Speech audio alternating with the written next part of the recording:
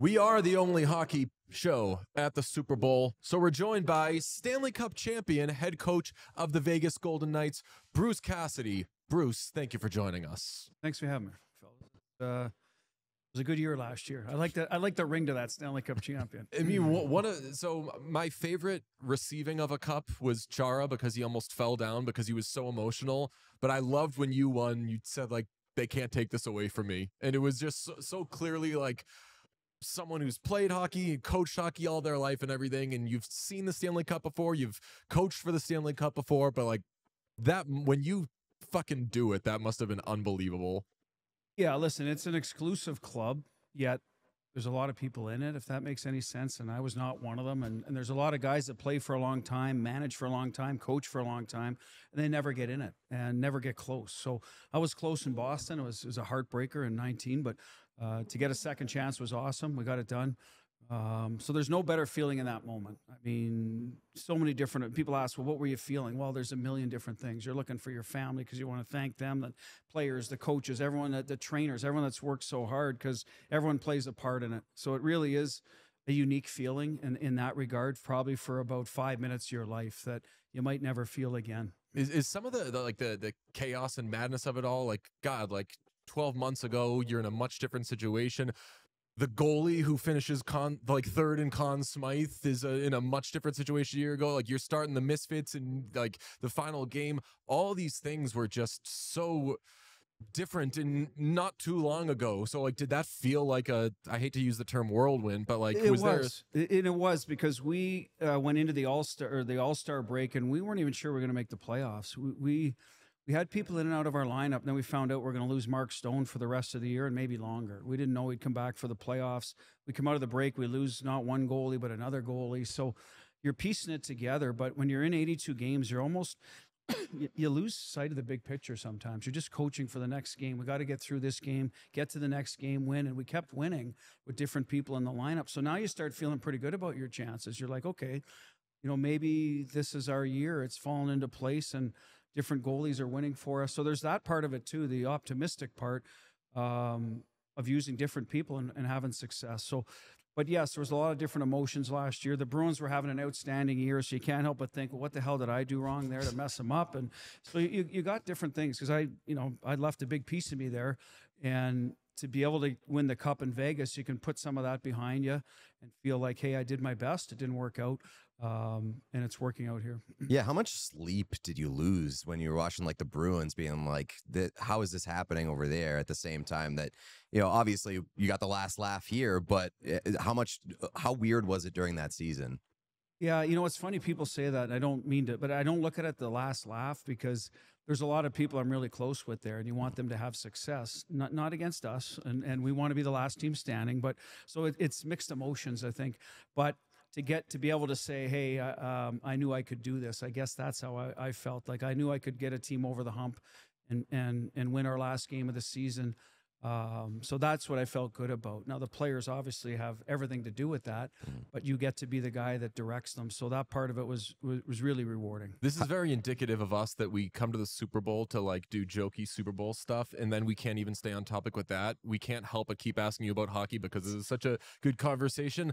How did you deal with it? It did get made personal when you left Boston, and I remember as like a talking head or whatever, I was like, I almost wish he did like a bad job for a week so people could just say like he was a bad coach or whatever. People were so surprised when they let go of you that they're looking for what did he do wrong, who doesn't he like, who doesn't like him. Like, did that hurt your feelings?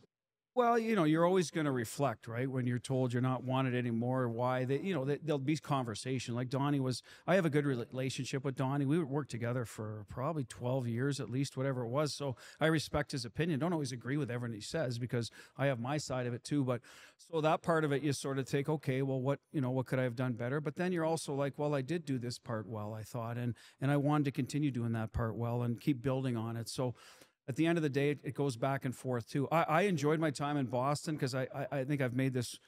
I was a Bruins fan growing up, so to be able to, I didn't get to play for my dream team.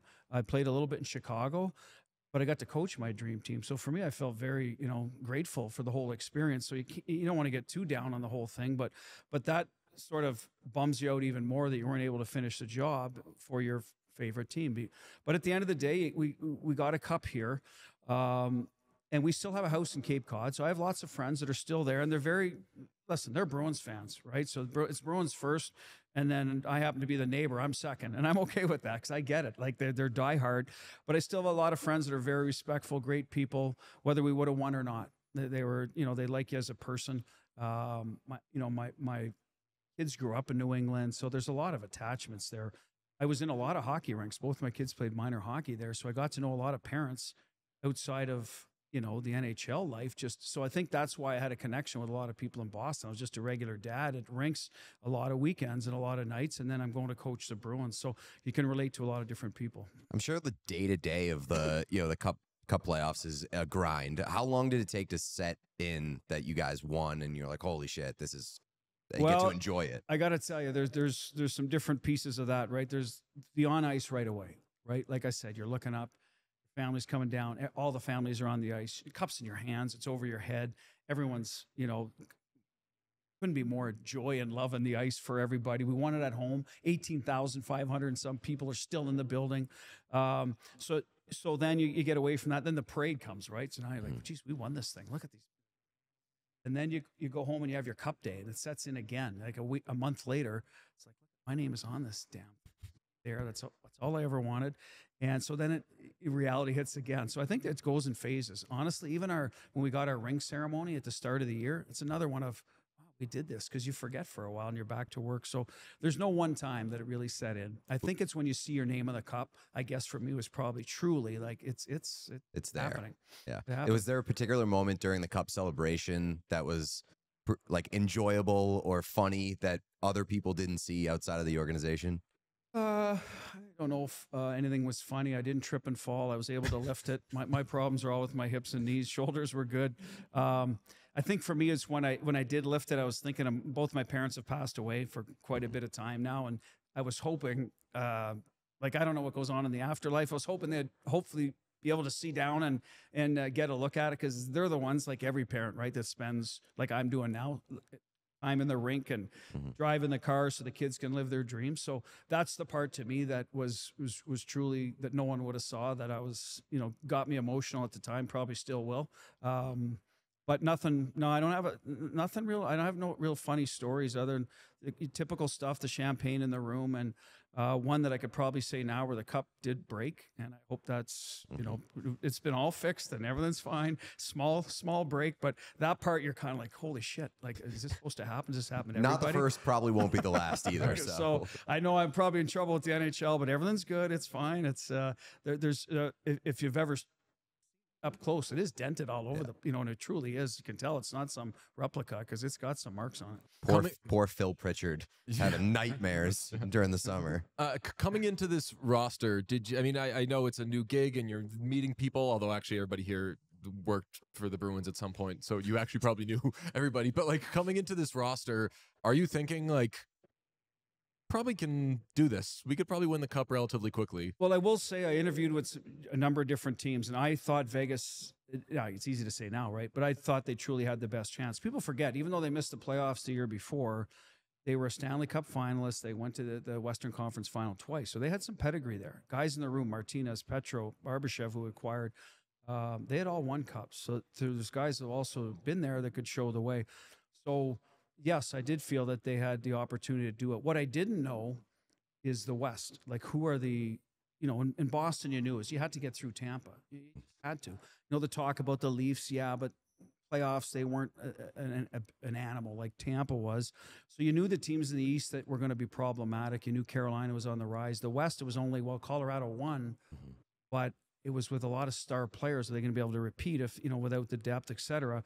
So you don't know. And Edmonton has some good players, but they hadn't been. So that was the learning curve. Like one of my questions was going to be, how much does it suck coaching in the Pacific? Because it's pretty good right now. It reminds me of the Atlantic for years.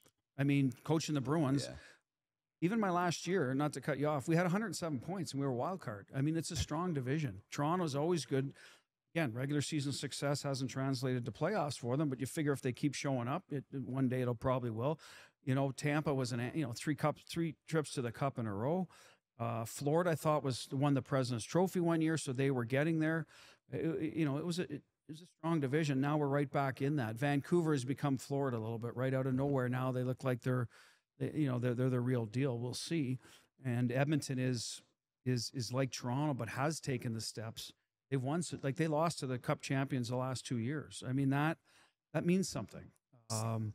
And it should build some resolve in their game. So yes, and you had Seattle that came out of nowhere. Now they're kind of okay this year, but LA, I'm not sure what's going to happen. They've been a tale of two different teams, but it is a strong division for sure. There's not a lot of easy nights. Now, you got San Jose down at the bottom that are a little bit like Buffalo has been for years in Ottawa, where they're kind of at a different place. And I think every division has those teams, Columbus, Chicago. So you're always going to have a couple now in the new NHL where they're thinking about the future. It didn't seem to be that way years ago, but now that's just the reality of the league. I know that you're an NHL coach, so you know all the teams and everything, but that was like some like AP lit level of like you just banged out the most brilliant paper on the similarities between divisions. And every point you start to make, I was like, yeah.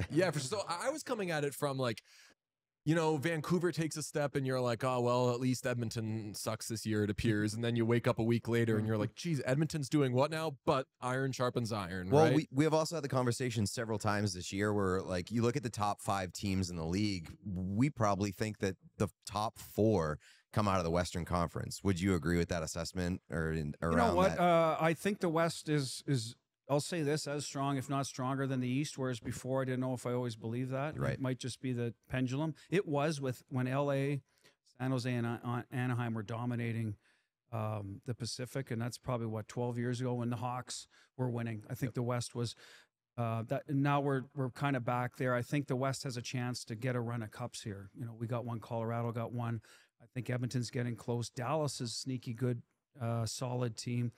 Winnipeg this year, you don't know because they haven't been there, but they're surprising some, and they're winning. Yeah, I look at it too, like the regular season, where I think some people miss is evaluating a regular season team versus a playoff team. It's 2 more months of a grind, and there's certain ways you can win in the playoffs. Like, listen, you got to have good players no matter what, but it's a different game. People always say to me, well, the refs swallow their whistles. I'm like, no, they don't. There's a lot of penalties called in the playoffs. It's the teams are better, and they check better, and they defend better. So you have to be able to play that game in the playoffs. And if you can't, and that's what Winnipeg is, just to get back to Winnipeg, that's what they're doing well.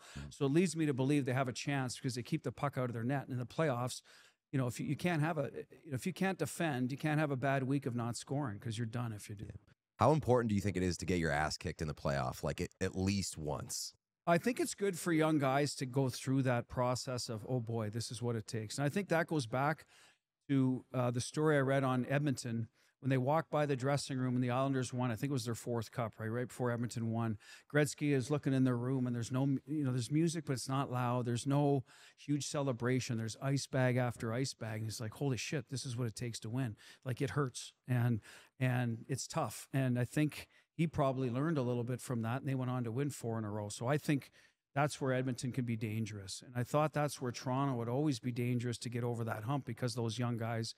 But we'll see in that regard. But I've seen it with, like, Edmonton's done it 2 years in a row now with Colorado and us. So that scares me a little bit about, their progression, as you pointed out.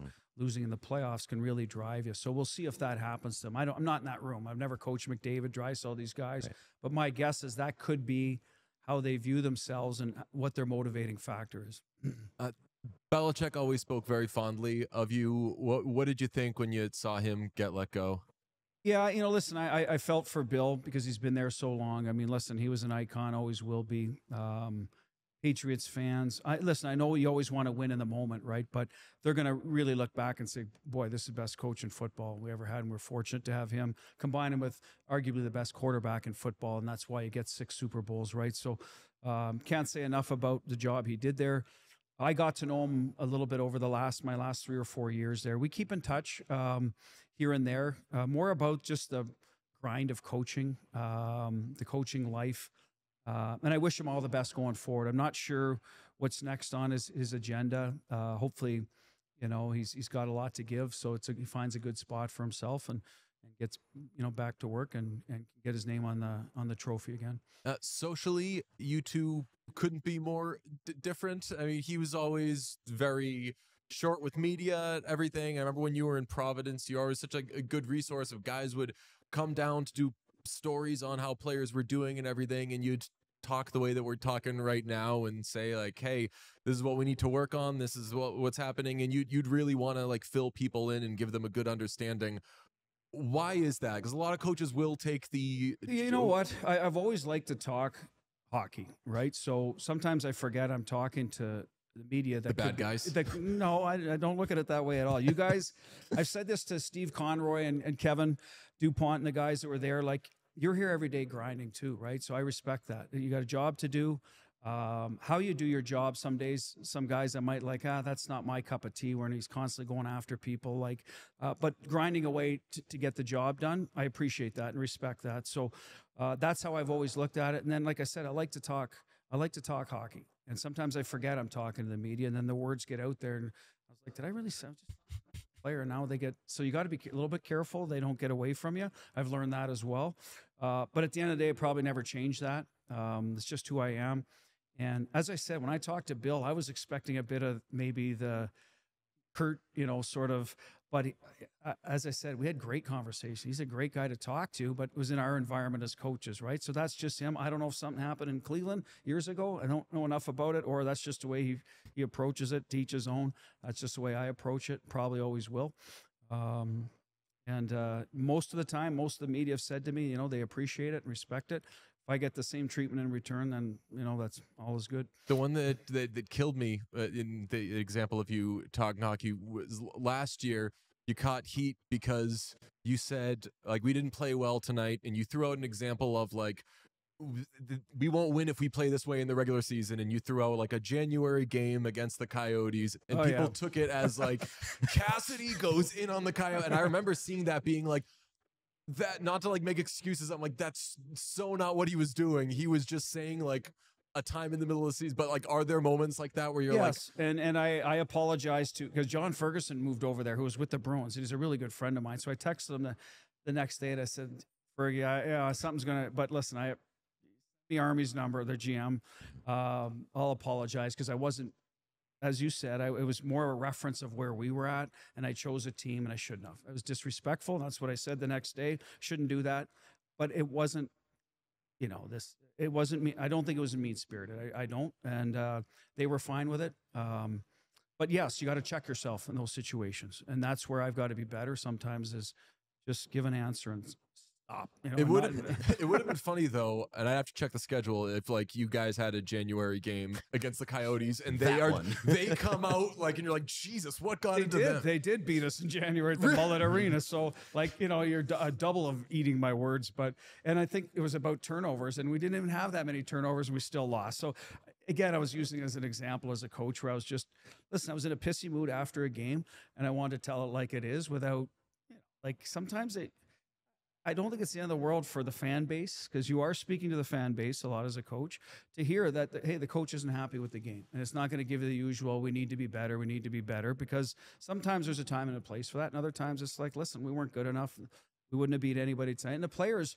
they're going to look at that, and it's like, well, he's calling out the whole team. It's not like he's picking on one guy, and he's probably right in this case. I don't do it every day. I think I've done the opposite a lot over the years. Say, boy, our guys are really digging in. We've had injuries. We're playing well, playing the right way. So I think there's both sides of it. It would have been incredible if after that loss, if you were like, you know what, we're not beating Dallas in Game 5 in May if we play that way. And then it all would have come full circle. Are you going to the Super Bowl? Right now, we do not have tickets. And we are looking at a way for the family to go. I honestly love to. It's Vegas, and I've been. It's a beautiful stadium. Obviously, it's a great setup. I find it sometimes easier to watch the game like in a more relaxed setting, especially when I have no skin in the game. It's the Chiefs and the Niners. I like, both teams are solid, good stories. But right now it's a no, but we're working on it. I wanted to ask you about Jack Eichel. A lot has been made about Jack and like his comeback from surgery and all that, but I think the most interesting thing about Jack Eichel recently has been the development of the two-way game. How much have you seen, and how much were you surprised by his two-way game when you got here and started coaching him? Well, he came from a place that he was criticized for that, and I wasn't there, so I only coached against him, and I can't say in those few games that he was not a good defensive player. So we met in the summer. We met on Cape Cod. He was on his way to a wedding, and we talked about that. I said, "This is what I would like to see from you. This is my expectation. What is yours? What do you want? What do you want from a coach?" And very upfront, I want to be coached. I want to be a better player. I want to win. I'm tired of losing. I know we have a good team. We're going to be healthier going into this year because he came in the middle of the year when they were hurt. Right.